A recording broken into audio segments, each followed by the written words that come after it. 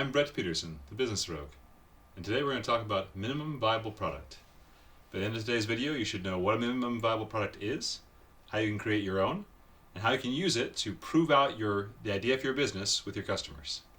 As always, if you're new to the channel, please give us a like, hit the subscribe button, and also hit the notification bell so you can see these videos when they first come out. Let's get started. Minimum viable product is a concept that's been popular over the past couple of years in the startup community. What it means is the smallest possible thing that you can sell to customers. Often when we think of products to sell, when we come up with ideas, cool things to sell, we come up with grand plans. I want to create a social network to rival Facebook that's going to have all the functionality of Twitter and Patreon and YouTube built into it, and it's going to be better than all of them put together. That's great. Also 40 years worth of software development, probably, for a pretty decent sized team. What's the smallest version of that that can serve customers' needs? Maybe it's just a social network. Maybe it's just a video link sharing site where videos are hosted somewhere that's not YouTube, somewhere that's not Twitter, somewhere that's not Facebook, and you say, hey, here's my video. That, by the way, basically could describe TikTok. But TikTok focuses on one very simple thing, which is sharing videos.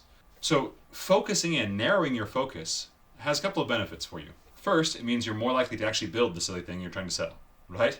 Huge, grandiose plans are awesome, and you need those. They sustain your vision. But you need to find a way to make it work before you spend $20 million on it, or $10 million on it, or $1 million on it, or $100,000 on it, right? But second, it also lets you test your core idea. I've seen a lot of would-be social networks start up in the past 10 years, and a lot of them don't have a clear purpose or a clear business model. Or the clear purpose and business model they have is actually kind of rotten. And you need to test that core idea before you spend a lot of time and effort. The core idea of a remote control submarine is being able to see underwater and control where you go. It's kind of like being able to live like a fish, experience what it would be like to be a fish, but also to explore underwater. That's the core experience. My minimum viable product is probably a GoPro in a little plastic box and a rowboat, right, that I rent for the day with a string. And I have somebody on the land watching the video and telling me where they want to go, and I pull it along and go where they want me to go, right? Go where they direct me. Now, some challenges with minimum viable products. Because minimum viable product has become so popular over the past 5 and 10 years in product management and in the startup space, you'll hear a lot of people at companies especially abuse the term. All three parts of those are important. Minimum, so the smallest thing you can make that tests out the idea, but also viable. I mean, it has to actually solve the thing. I've seen a lot of minimum viable products that aren't viable, right? Our MVP will just be the login page for our website. Well, don't really care about your website if all I can do on it is log in. So not viable. Minimum, absolutely. That is the smallest thing you can do to have a website up. True, not viable. I actually like another acronym that I've heard more recently that captures the idea of it better, I think, and that is simple, lovable, and complete. For example, for the submarine, does it need to be able to go crazy deep? Well, probably not. A complete submarine, frankly, goes this far into the water. Your simplest version could be for a small child. It's a remote control submarine that dives and looks down in the water, and the kid can control it. It goes left, right, and up and down this far. If it had a wire on it, would that ruin the experience? Probably not. Probably could have a wire that goes back to the kid with a little view screen. So, simple, does it deliver the core experience? Are you focused on that core experience or service or product or information that you're trying to provide? Does it do that correctly? Second, lovable.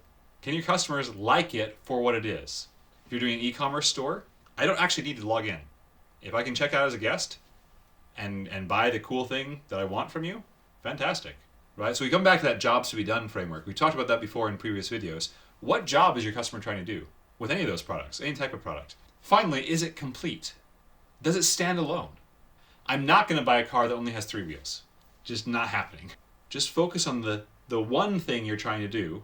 What's the smallest version of that is still a whole experience for your customer, a whole provision of service, provision of value to your customer. If you can get that right, you can speed up your development cycle. And you can test things with your customers in a much more effective way. It lets you get started, lets you learn, figure out where you were wrong, because you're going to be wrong somewhere. Sorry.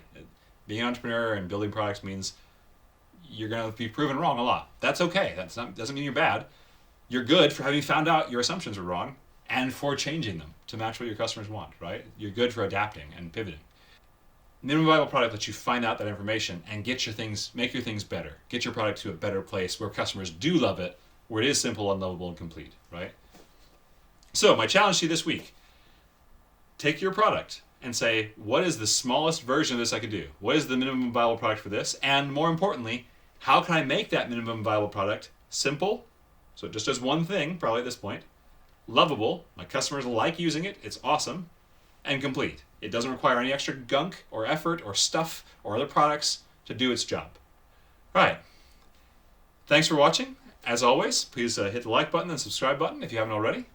Good luck starting your business. We'll see you next time. I just need to be able to have the submarine go bloop for a little bit.